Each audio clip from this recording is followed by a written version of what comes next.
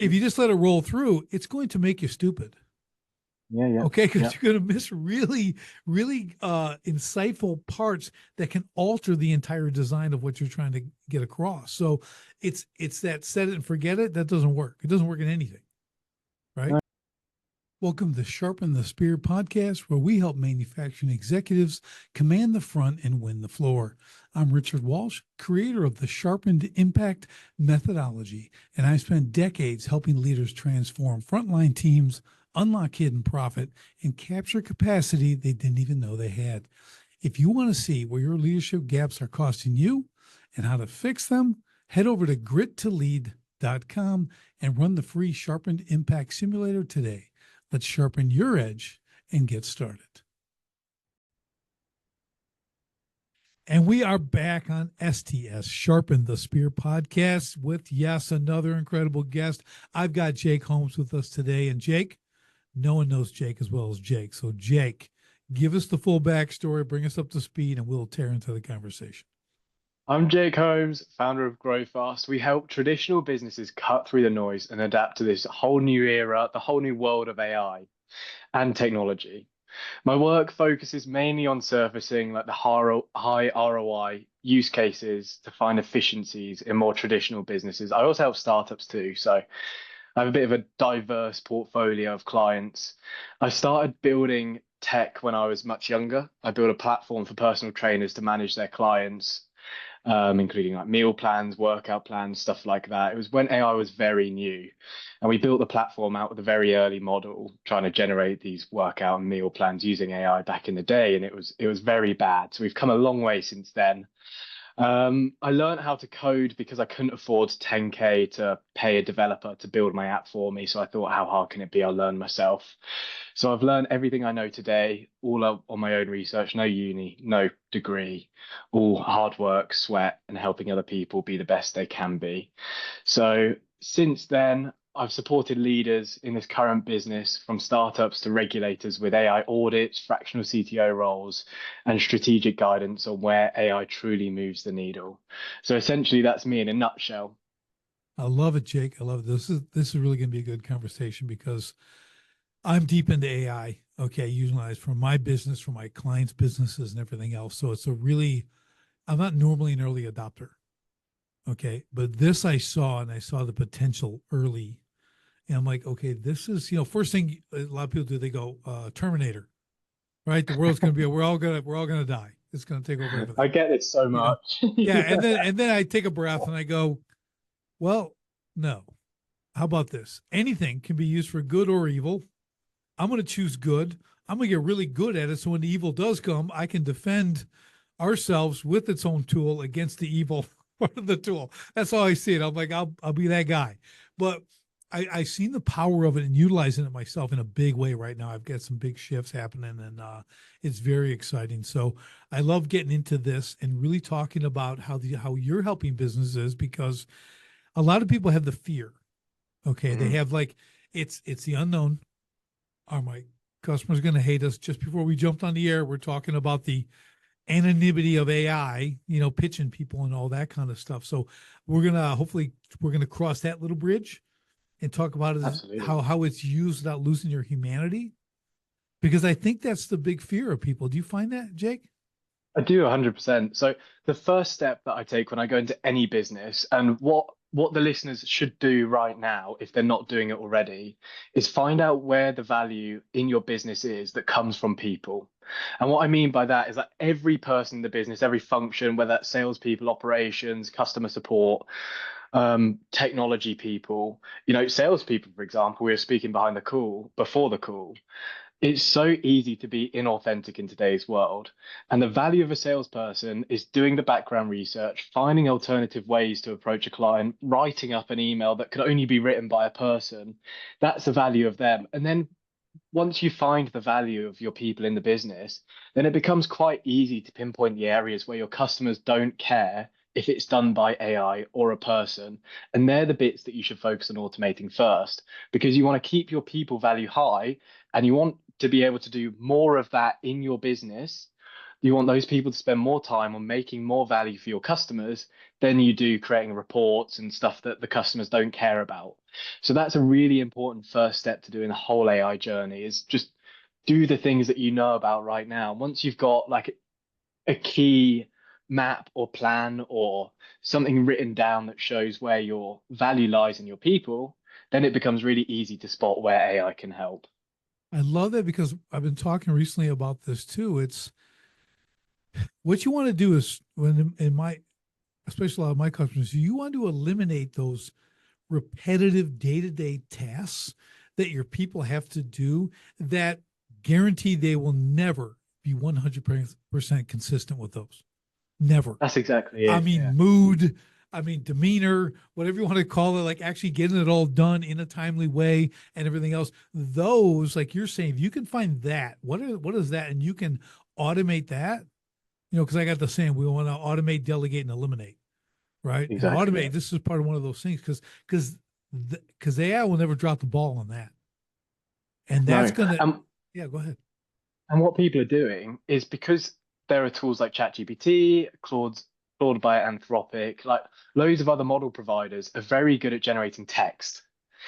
And if they're very good at generating text, people become lazy and they copy email chains, they put it into Claude, they put it into ChatGPT, it spits out a load of waffle, people copy it, put it back into the email to the client feels unloved. So the things that are really easy to automate, as it were, are the things that are going to be the most detrimental to your business. And the things that are just a step further and take a bit more cost to do are the things that you should be focusing on first. And you have to really think about that cost benefit analysis. And, when you think about how annoyed your customers are going to get when they receive that email, it suddenly becomes a no-go. And your salespeople should not be sending those emails, or even, I'd even go to the extent of not even getting ideas from ChatGPT or other AI models, because that's what you as a person are trained for, to recognize, to do. So you've got to be so careful. That's my point. Yeah, you're right, Jake, because here's the thing. Again, a tool. Like if I want to research, I want to get some insight, I want to get, that's great. Like I can get that. If I want to practice some pitches, I can throw in my pitch. I can kind of fine tune that and get some great feedback on the pitch, on this topic, on this, whichever way a sales is going at that time. Maybe you have multiple offerings. Like, where are you going? Like, learn that, but you have to memorize it and make it your own. Exactly. You can't be like reading it off a card to people. And a lot of times it sounds like the people are reading it off the card, whether that's on the phone or in person or whatever that is. And that's really dangerous because you're not building rapport. You're not building trust. No. Okay. You're not building relationship. And I think another big common denominator I've had on most of my podcasts, whether it's the sales arena, the AI arena, hiring, all this stuff, it's relational. Everything's a Yeah. relationship, sales relationship. 3% of all buyers are ready to buy right now. Hmm. 97% will not buy right now. So you don't need to focus on the 3% because they're buying regardless. So how do you court the 97%? What does that look like? And that's relationship. And you're not really going to get that from AI. Okay. Yeah. No, Again, you're it not. can nurture you as the salesperson. That's how I look at it. Like, run through, take a look. Okay, sounds good. Doesn't sound good, because I'll go on through. Oh, you're missing this. Oh yeah, good. Yeah, okay. If you just let it roll through, it's going to make you stupid. Yeah. Yeah. Okay, because Yeah. you're going to miss really, really insightful parts that can alter the entire design of what you're trying to get across. So it's that set it and forget it. That doesn't work. It doesn't work in anything, right? No, it doesn't.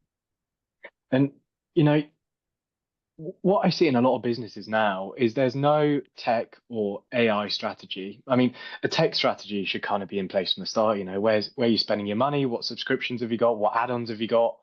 Thinking about the future, what can you bring into the business that's going to turn the needle even more?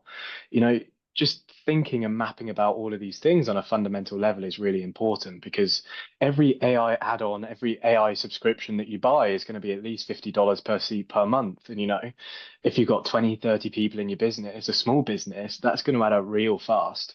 And you Yeah. don't know if that's turning the needle, moving you forward, making you a better business, doing more for your staff. Like, you just don't know, and there's no way of recording it. But you're chasing this dream of becoming an AI first business or an AI empowered business, and instead it's just costing you money to do. So I think being very intentional about where you use AI and what job functions, where you use it in the business, where you even use technology. I see 9 out of 10 businesses that I audit, that I look at, just have bad tech. They're using spreadsheets, data's flowing from one source, augmented, put in a spreadsheet, and then sent off to a client in another format. And it touches 5, 6 people, costing them £10,000 a month. But they don't know that because they can't see the process flowing from the start to the finish, with the director then checking the email and the forms and the tables and the formulas and all these things before they send it off. So everything goes very untracked until it gets to, you know, we're expanding the business, we're growing it, and you're just growing these problems, and they're becoming bigger Yeah. and bigger and bigger and bigger, and then you hire more and more and more people.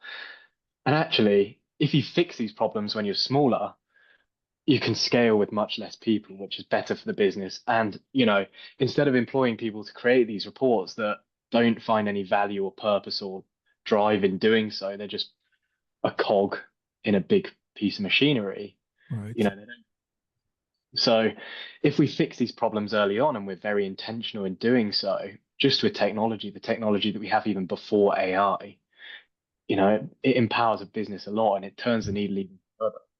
Yeah, I noticed that in my business. Even, I've been in business 35 years, so kind of pre-internet, then getting into internet, and then I was always like, well, what could do this? Mm, How do I do this? Because I was not great at business. Okay. And a lot of business is mundane, every day, enter this, do this, timely, payables, receivables, all these things. When you look at it, go, well, all that stuff should be automated. Like yeah, sending invoices. Why does someone have to sit there and do that? Right. Like there's a process, even collections, same principle. But you really look at it like, well, again, like you're saying, you start out small, like you got to solve some little problems, like, and to build confidence for yeah, yourself absolutely. in the technology. Okay, you got to see it win. Okay, show me Yeah. something. But people want to come and of course sell you the big package, but like I need to start with this. And like Yeah, yeah. and I'll give you an example. People use like QuickBooks, right? The accounting software, Mhm. and that's like their technology. Okay, now they have to do everything. Okay, you have a software platform. Yeah, it's a little bit better, but I'll tell you, unless you're putting this stuff in, nothing's happening, right? And it's interesting when you watch. I've used this example before, Jake. Is we have commercials here on TV for QuickBooks, and you'll see they'll be demonstrating. Here's the photographer. They're at a wedding. This is the scene. I'll paint the scene for you. They're at a big wedding, right? Big banquet hall and all that. So you got the photographer, and she's painting her telling, she uses QuickBooks, and she's taking her picture. Then they got a plumber. There's a big fountain, and the plumber's literally in Mhm. there like trying to fix the pipe during the wedding. The plumber uses QuickBooks. Then there's the caterer. Okay, the catering is so I'm watching this, and this is how odd I am, Jake. This is how I see things. I go, Mhm. this product creates slavery. This chains the business owner to the books. Okay, like Mhm. like the input and everything. You have to do it. You get. I'm like, because I have a Everything has a cost. right. I'm like, so it's not. It's it. I get it. You could have someone else working it and all that stuff, but what they're promoting is you're doing it. Mhm. You're taking the Yeah. pictures and you're sending the invoice and you're paying it. You know what I mean? So I just look at things like that and go, there has to be a better way. Yeah, yeah, exactly. And this is the problem with big software companies and their add-ons, you know, where you where it's so easy to add stuff on and it's so easy to get carried away with these subscriptions that as a business person that's stuck in the day-to-day running of a business, like it's very hard to see or think outside of that box. And it becomes even more evident with a technology head on, right? So I know how software is created and I know how hard it is to create some software and how easy it is to create others. Right. So often if a business is getting like these software add-ons and things like that that they're paying through the nose for, it's all you have to do is ask a couple of questions and seek out where they're going to see these gains. And once you do the math of how much it's going to cost over a year because they lock you into a year's contract, then suddenly it just doesn't add up, and that money that you're spending that year would be better off either refining your own offering by creating a new product, bringing new product to market, or automating something internally that perhaps there is no software out there to do. So you get a third party contractor in to automate it for you. So it's really thinking and being intentional again. And I work with a couple of businesses, and a few of them now are starting to think about, from my coaching, right? They're starting to think about, okay, we've got the customer base, they're already paying for our existing offering or existing service, but we think if we add on this AI product to it, that they'll also buy into that as well because we've got the market, we got the customers, they're already interested in our offering. And we think if a startup comes to market offering this product, then all of our customers are going to go to them. But then they've got to do the marketing, they've got to get the customers, but we've already got them. So now with development cycles and software tools that are out there, AI generated code, things like that, you can spin up a product so fast and you can get traction with things so quickly. And if you've got the customers there already that are ready to buy this thing that a year ago wasn't possible because we didn't have video generation, for example, you suddenly got interest from all of your existing clients to sell them a new product that wasn't possible previously and that's going to stop a startup from coming in and taking some of your market share. So it's really being protective as well about the products that you're bringing to market. And, you then open the door to things that previously like were never possible ever, because we now have.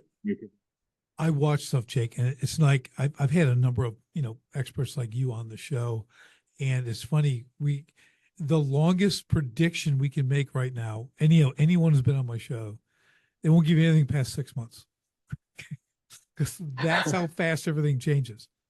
I see things in chat and everything else on the daily.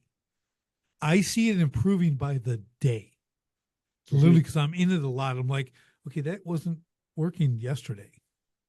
This is like new today. And now, like you said, what you're able to do, what I'm building right now, like exactly what you're saying, it's like, it's breathtaking. Yeah. Okay. I mean, I am keyed up and putting in some hours, and I'm like, you could never have done. Again, I've been in the game a long time.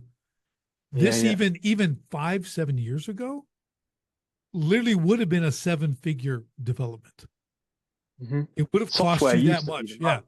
Right. Software used to be the moat for every single software company in the country, in the US, in the UK, in Europe, everywhere. Software was the moat, the reason why somebody can come in and take your market share. Well, now, it's not. That isn't the defining moment in your, it's not what's protecting you anymore. Right. Your customers, word of mouth is, your sales cycles are, your authenticity is, it's different untouchable things that are out there. And, bringing businesses that are successful but haven't got a software offering or aren't up to speed with the latest tech, bringing them up to speed, it's a massive game changer for every single company that isn't utilizing either software or AI yet, because they can, and it's easier than ever.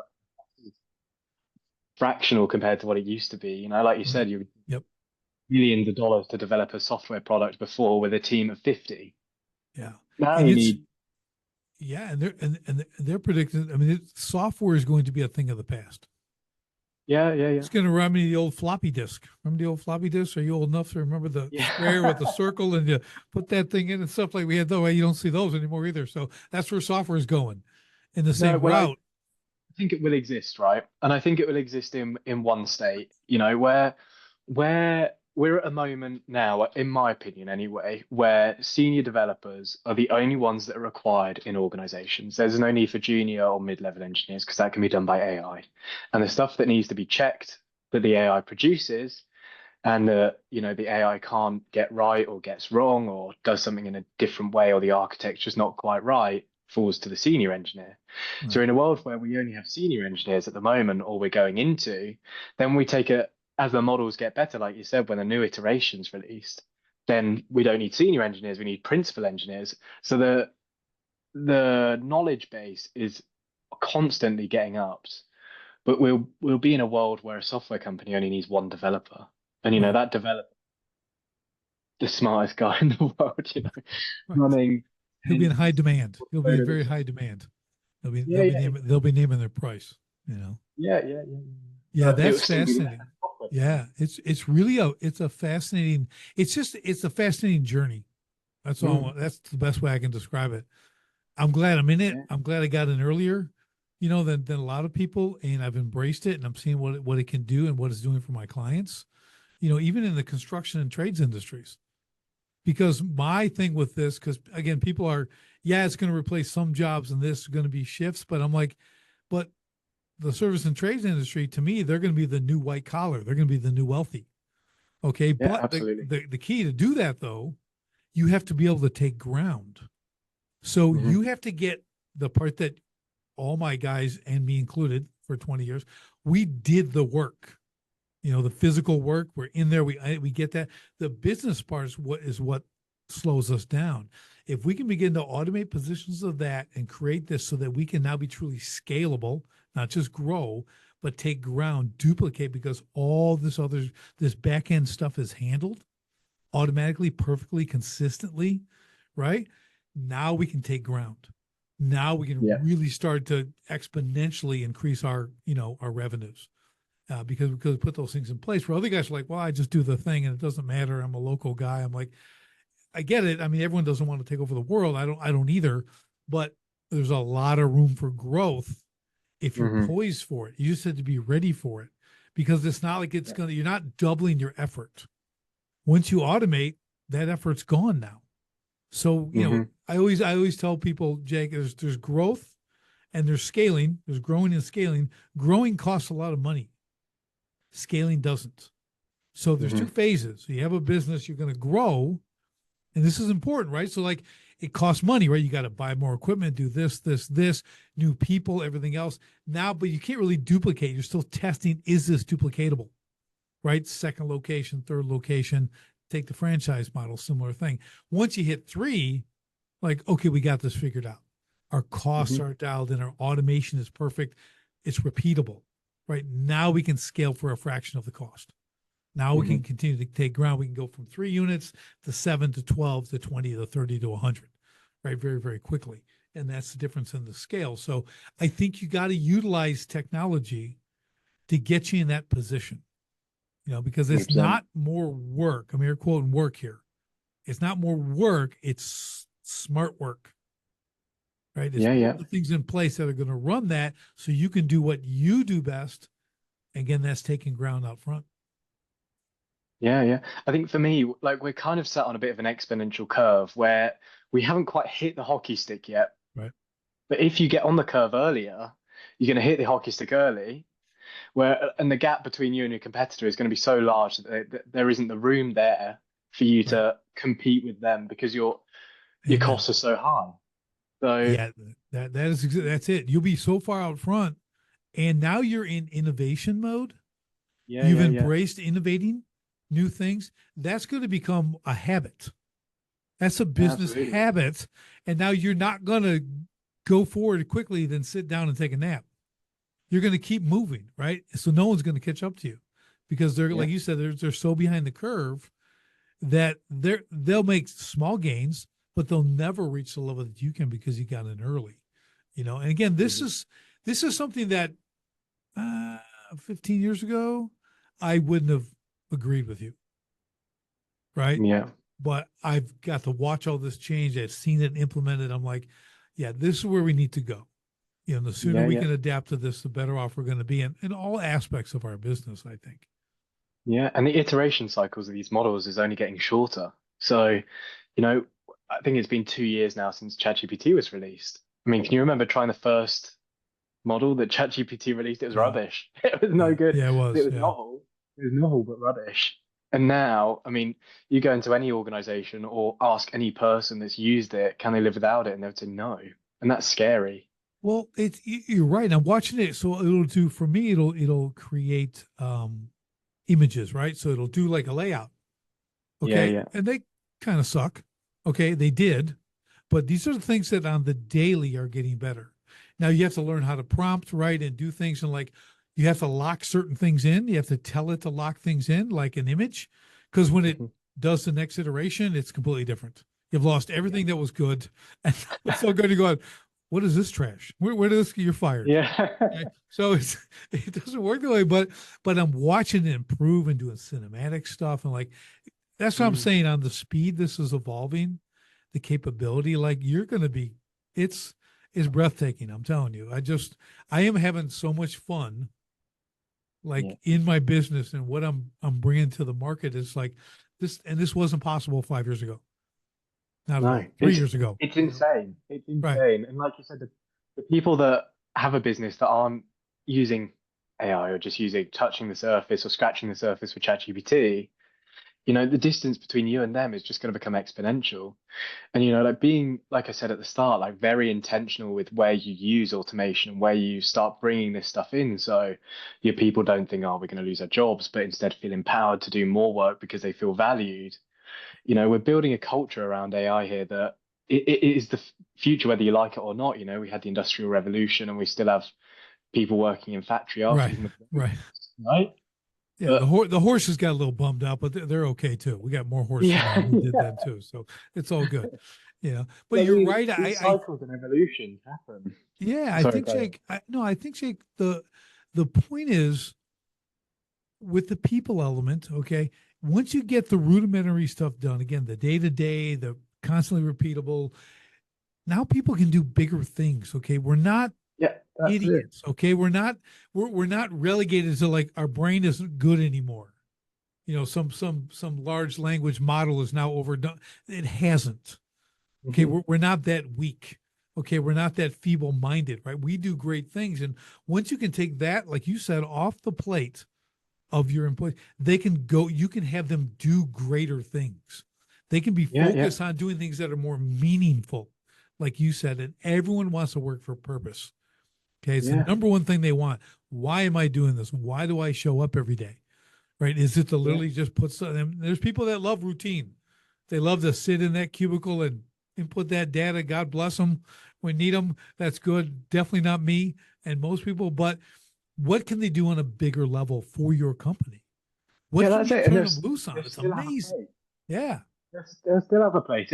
It might be that it checks anomalies, or they check anomalies, or they check patterns that don't match up or can't run through the model for whatever reason. That they will still have a place. It will just be different to what it is today. You see it a lot with customer support. When you give a person the option to speak to a chatbot or wait 5 minutes to speak to a human, 9 times out of 10 they're going to speak to the chatbot because the answer's in an article that the company's written.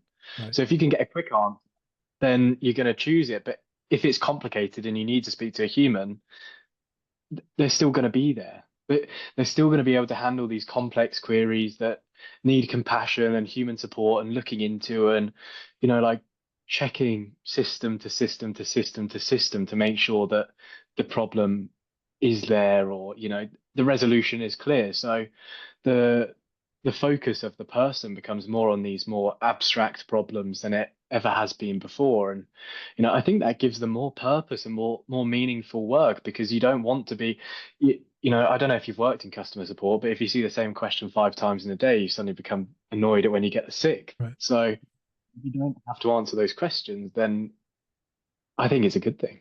Yeah, I have some friends grew up amazing business, had about 100 offices in 35 states, like overnight basically, right?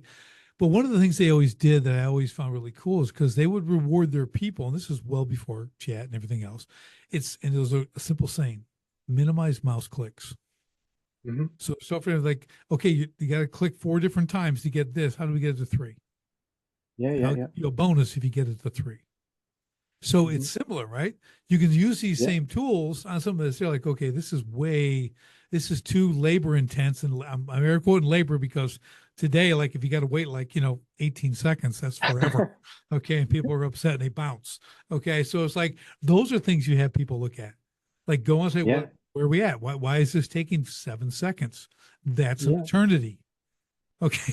We need this to be three yeah. seconds, 2 seconds. Let's work on that. Focus on that. And you can use the same tools to improve itself. You just got to This prompt is it, it. direct it. Let's create this, get that. That's a moneymaker for a company. Absolutely. You keep people from bouncing from a potential sale. They're leaving because they've Yeah, been ignored for 11 seconds. Okay. Like that's the world we live in now. Okay. We've all been trained to think that way. And I'm guilty of it too. It's like, this yeah, is, yeah, just come on. And it's like, it's literally like, I was around before like answering machines and call waiting and all that. So you just get a busy signal. Oh, okay, they're not available. I'll call them in 3 hours. So it was just, it's fascinating to watch. But again, take your people and look at your business differently. Go to Hmm. another side, look at it, like, how do I apply them to do greater things for the business? I love it. Yeah. And you'll have amazing people in there, and nobody knows their job better than they do. So if anyone has a chance at finding a system, a process, a way of doing something better, it's often going to be them. So you try to empower this like almost AI first mindset in which, how can you hand off some of the work that you're doing to AI or a workflow or a new data system and think about those ideas, those workflows in great detail. So, like you said, maybe there's an incentive program off the back of that, because they're going to find the best solutions or have the best ideas to these problems because they live them day in, day out. Yeah, here's a thought. I'm thinking aloud now. Okay, so we do a thing, you have job functions. Okay, that's the what you do in your job. Then you got a line of how you do it, right? Then we have the training of how. What I find in a lot of companies, Jake, that I work with, they don't have these lanes built out for these positions. You come and like you're an accountant and you're going to do some books for me, and you kind of do the books, and that's the extent of the training. I just said it. Yep. Do it. And they turn you loose, put you in a little swivel chair, and you spin around and look at it, and you're supposed to figure all this out. Okay. It's horrible. No one wants to Hmm. work there. No one wants to do that. But you could take chat, you could put in the basics. Here's what I'm doing. Build out the lane, build out procedures. It can build all this out for you because I guarantee you 100% every client I've ever talked to who wants to systemize their business, they all want to, but none of them want to Hmm. do it themselves. Yeah. Okay. They, It's a big they love problem. it. Right. But now you can use these tools to do it for you. You can put Yeah. someone on it and they're not literally trying to come up with it, but they're entering details that it then, tabulates, it organizes, it puts it in place. And then you give them a bonus for creating that. Like, Hmm. this is your job. You're going to create the lane for this. Then we're going to go to the next lane, the next lane. And you know what? In a heartbeat, in 30 days, you can have your entire business systemized with Yeah, SOPs yeah, and everything else. That's the power of these tools, where you'd normally exactly. spend $50,000, $100,000 paying someone to do that. Yeah, yeah. And by doing that, it raises so many questions because so many roles are so abstract in the way that they do things. And like nobody talks to another job function or a job role. And the finance people end up being the PA to the CEO. And, Right. you know, there's so many layers of abstraction that people just accept it for what it is. And like you said, until you sit there and map out and think about things thoroughly, which is what I spend a lot of my time doing, because then you can see things very clearly and have a very measured approach to how you make change. Then you start to see where these efficient inefficiencies are and who's not talking to who and who's doing the same thing twice in the same process but doesn't know it. You suddenly start seeing these tiny areas of inefficiencies that over the course of doing it 3, 4 times a day adds up to like days a month. It's insane, and that's really the first step in doing anything, isn't it? Getting those SOPs and those operating procedures Yeah. outlined, knowing where everyone sits in an organization. Yeah. That, and it's captured capacity. Hmm. You start to, you have way more capacity in your business than you think Yeah. without an expansion, without adding bodies. That's what Hmm. we do. We go in like, I'm going to I'm going to capture more capacity without hiring people. Matter of Hmm. fact, you might lose some people because you don't need them. Okay, so we're going to win on both fronts, but I'm just saying, like, until you can get a look at that bigger picture. But now there's literally, again, 3 years ago, 5 years ago, you could, I don't know how to do that. Yeah, it's going to cost me 100,000 for someone to come in and do it. Maybe they do it. It's going to take them 2 months, 3 months, a whole quarter. I'm just telling you, till you start playing with, it, you're like, I could systemize my entire business in 30 days or less in Yeah, yeah, throughout the 8 hour workday. Okay. So yeah. like, it's amazing. Maybe that's too much. Like I see this all like it's just too much to do all of the business. Like we don't know where to start. Where do you go? Yep. Just think about what lands on your desk. What reports go through your emails? Start with those. They're the best places to start because you touch them and you're meant to know them inside out. But I guarantee there's people involved that you didn't even know were meant to be looking at this. Yeah. And I would say to that too, Jake, is how I would do it. what drains you the most?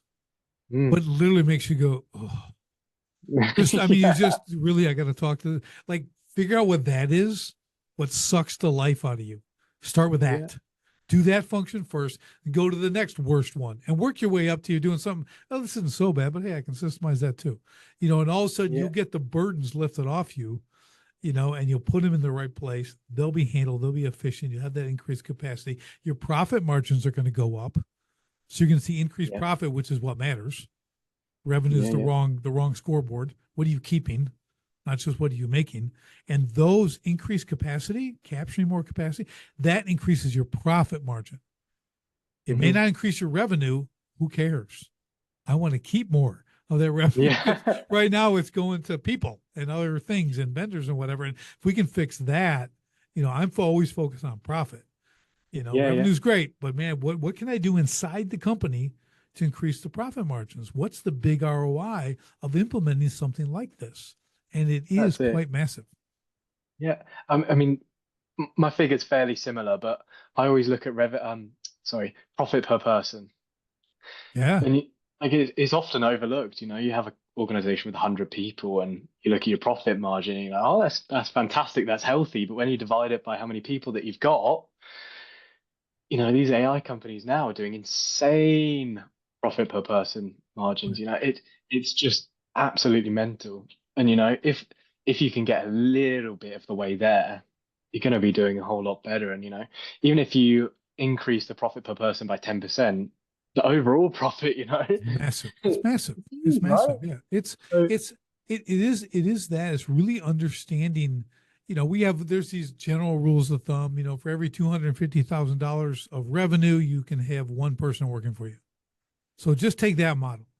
Okay, I'll give you an example of a client had 12 people working for him, but he's only doing 2 million a year. And he's getting about money I don't have. I go, well, let's fix it. I said, you have 12 people. How many should you have? And he goes, oh, I don't know. I go, 8. mm. I said, do you know the 4 people you get rid of? He goes, oh, yeah.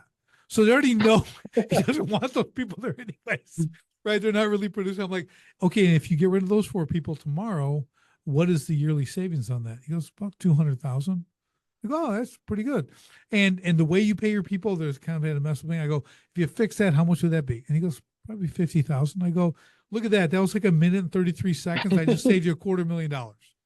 You okay now? I'll set And my guess what? Here's the best part. You start getting that money on the next payroll cycle hmm because you're not paying them. Right? Yeah. I'm like, that's magic. Okay. hmm It's simple math, but it's magic. To the entrepreneur, the guy who's doing it just is like, you think you need them.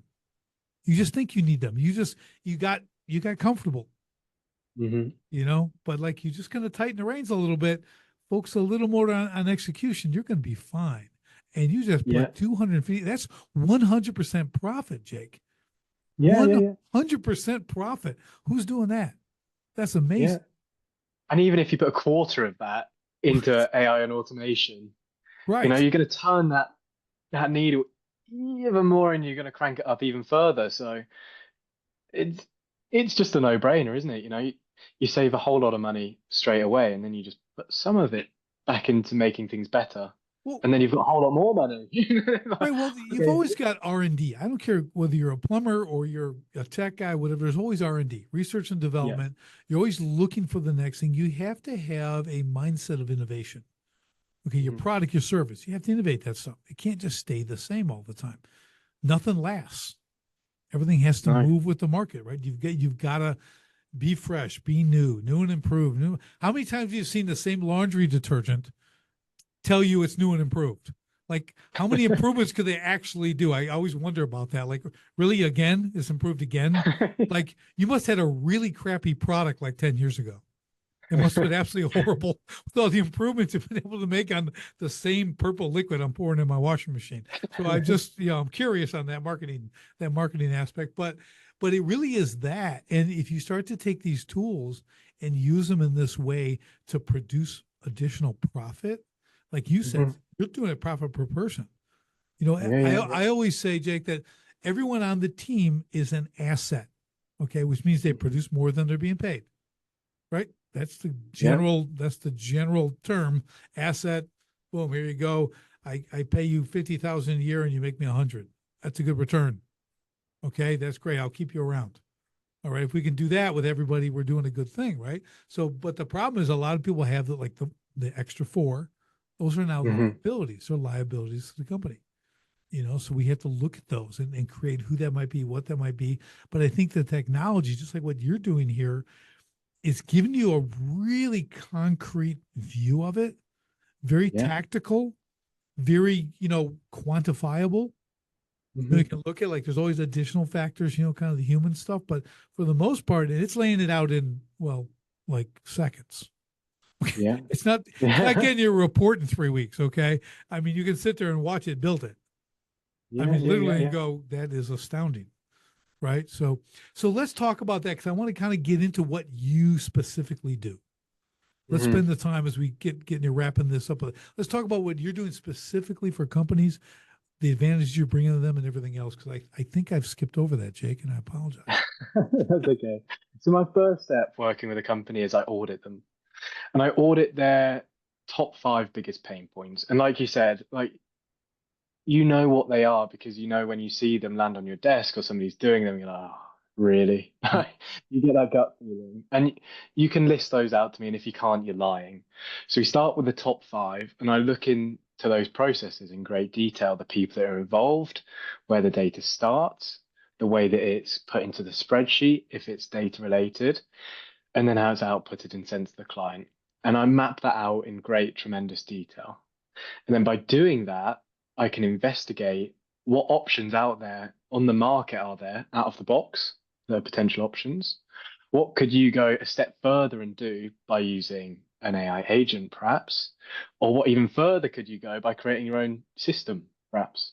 So we look at all of these things and we tie them in to each other, and we measure how long these processes, these kind of flows take, who's involved, what the cost is to the business, because that's skipped over 90% of the time. Right. You don't measure the cost of how long a report takes to get on your desk. You just don't, because you don't think about it. You don't think it's valuable. But if it's touching 5, 6 people every week and they're spending 20 minutes on it each, and some of the people are director owner level, you've got a big problem. So we measure the cost before, and then we make the action plan.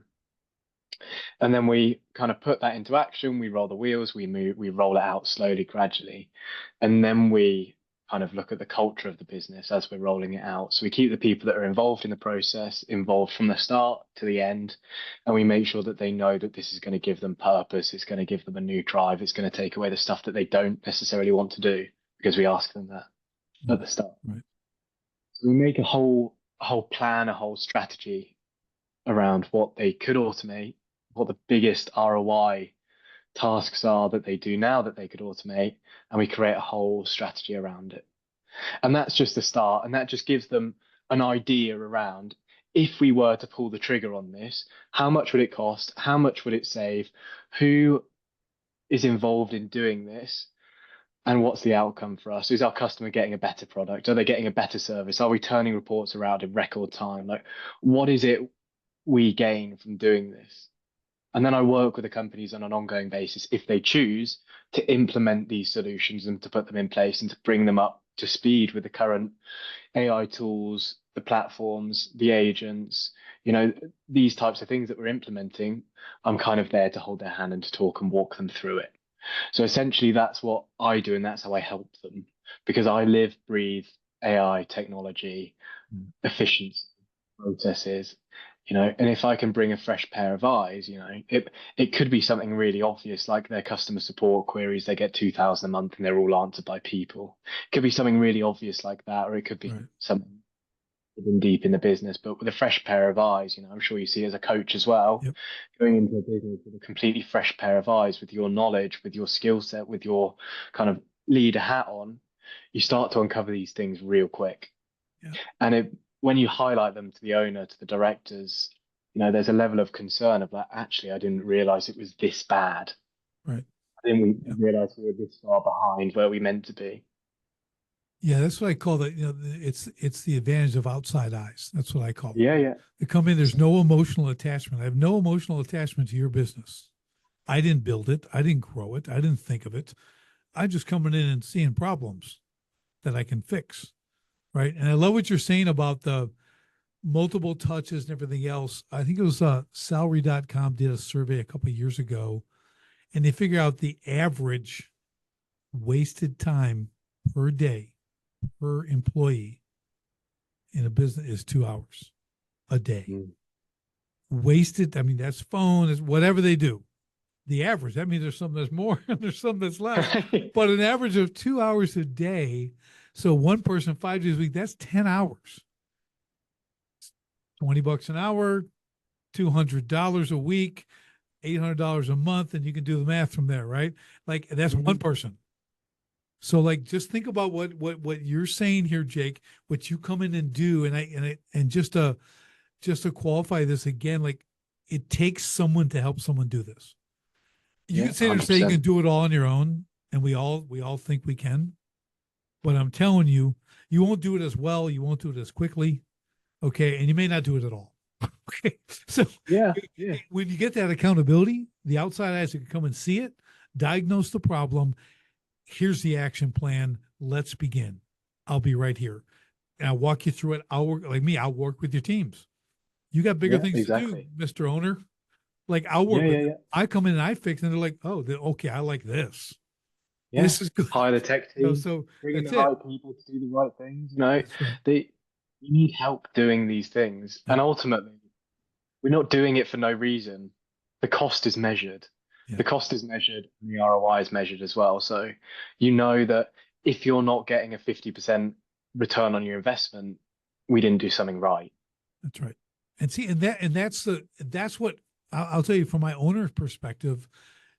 ROI matters. I need to see the value. What's my return on this investment of your time, my people working with you, building these things out? If you can quantify that to me, it's a no-brainer. Yeah, exactly. Let's go. Let's get it. Everything's got a cost, and it's more often than not more than what people think. So yeah, we do. I was going to say, Jake, you start to think about that's how I look at things. I see someone doing something, I go, now, how in the world are they making money? I just watch them slog through something. They're totally inefficient. I'm like, I just see money just getting flushed. I watch them like operate, literally going, what a mess. I'm like, do you know how much more you could be making? No wonder you just look haggard. You're trying to do everything, there's no real system. You're just flying, it's like, man, there's so much room for improvement. Again, I'm looking at profit. I said, and they're still making money. Like, but you're only making enough to just get by. When all this money is being left on the table, it's hidden profit.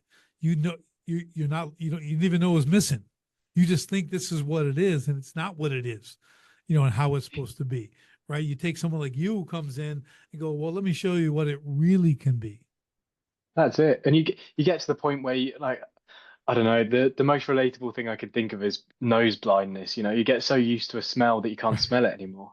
And that's the same with looking at your business. You get so used to looking at what people are doing, it's just normal. It's just how it is. Like you can no longer see it. So getting a fresh perspective and a fresh pair of eyes, it just brings things to the surface that when you think about properly are actually problems, but once they're brought to your nose, you can spell it again, you start becoming unknown. It reminds me of like, we'll call it dysfunction, right? The dysfunctional family. Okay, you got kind of a few whack jobs in the family. That becomes normal. That's just a normal operating system now. Who they are. You grew up in something like that, then you got to spend the next 20 years trying to fix it. You know what I mean? So what we want to do is get in early, at least get in, and then start to let someone see these and bring, like what you do. Come in, give you a diagnostic. Here's this is what I see. I'm doing this, a battle plan. How do we begin? Where do we start? What do we do? Right? Build it out. Here's what it's going to cost. Here's the ROI you can anticipate. When do you want to begin? Right? It's pretty easy. Yeah. And that's it. So that being said, how do people get in touch with you? LinkedIn is the best place to find me. I'm Jake Holmes on LinkedIn. If you search me, you'll see my nice face. I There think you I've got a go. green background. But yeah, going back to that, like even the best companies in the world have their problems. I work with software companies even still, and their development cycles are slow because their teams are not using AI. Right. And until somebody sees that problem, you should be expecting at least 50% more out of your software team if they're using AI tools, AI checkers, stuff like Claude Code and Cursor to generate code. So it's not, if you think you're not in an advanced business, even the advanced businesses with technology and software are still not doing it right. So, Well, I think, Jake, here's what I've learned over some time on the planet here, that comfort kills. yeah. Okay. People get comfortable in their position. They're going by, it's good enough. Okay. They're getting things done. They're delivering a decent product, everything else. And they're all on autopilot. Hmm. There's no one like prodding, like, hey, no, no, we need to ramp this up. We need to do more. We're not looking, we need a fresh look at this stuff. I'm bringing in outside eyes to see what's going on here because you're asleep at the wheel. Hmm. You're just doing enough to get by. That's a common thing. A lot of Yeah. business Yeah. will spike in the beginning, they'll grow, grow, grow, then they kind of level off. They start to just Hmm. get, and then they coast until they're forced to catch back up to the market. Then they start to try to go up again. And like we talked about earlier, it's a little too late. You Yeah. missed Yeah. the Yeah. hockey stick, man. You're the puck. You're not the Yeah. hockey stick. You're the puck, okay? And you're getting whacked around, and that's where you're going to be. So, it's just an encouragement for people to really start looking at their business. Yeah. And Yeah. Yeah. And you know, you see it all of the time, like just getting kicked down the road. And the owner doesn't often think about how they make their business great until it comes time to sell or exit or you know move on. And by that time, it's too late. yep, So if you are a business owner that wants to sell or move on or do something else with your business, start growing it now, because if you grow it now, you're going to be in a much better place and much more attractive place to sell your business. I work with a couple of M&A professionals to try and get the businesses up to speed before they try and sell in 2 years' time. But yeah. these things to put in place, they take time. And the strategies and the new product offerings, these things take time to put in place. If you don't Well, plan for them early. I think too, Jake, is you have to tell them that, you know what someone wants to buy? A turnkey operation. Exactly. Yeah, They don't I want to know. come in and like reinvent the business. They don't want to come in and be you who has to do everything every day. No, that there's no value to that. No one's Exactly paying that. you A anything for stagnating that. business that Yeah, relies on the owner. It's not you're gonna attractive. you're gonna sell a bunch of depreciating assets. They're gonna walk away with $30,000, and that's it for 20 years of work. Okay, you're Yeah. gonna get nothing. So, like, you need to, yeah, and that's why this automation, everything else we're talking about, is so critically important. If you want to exit, do this yesterday. Call Jake Yeah. today. Okay, and like get him in, like, and just begin this process because it could take 2 years, and most do. When most guys are looking to exit their business, it's a 2 to 4 year process Yeah. to Hmm. be ready to exit and get a 7 figure multiple, right, for Yeah. your business. Because if you get 5 figures, what are you doing with that? That'll be Hmm. gone by next week. Not enough. Yeah, Yeah, it's not yeah, enough to it's like, retire. yeah, you go buy It- a car and you're broke again. I mean, this is yeah. like, there you go. So, yeah, it really, that's really good advice or great insight. So, um, Jake, this has been absolutely fantastic. I loved Thank every you for minute of having me this, on. man. I love just bringing this stuff to the front in simple terms so people understand this, Absolutely. because people tend to overcomplicate this like it's some mystery. It's Yeah, really and not a it's mystery. not. It's not. Control and look at what you can control and look at this stage. And if you're Yep. struggling, just drop me a message or call me or whatever, Right.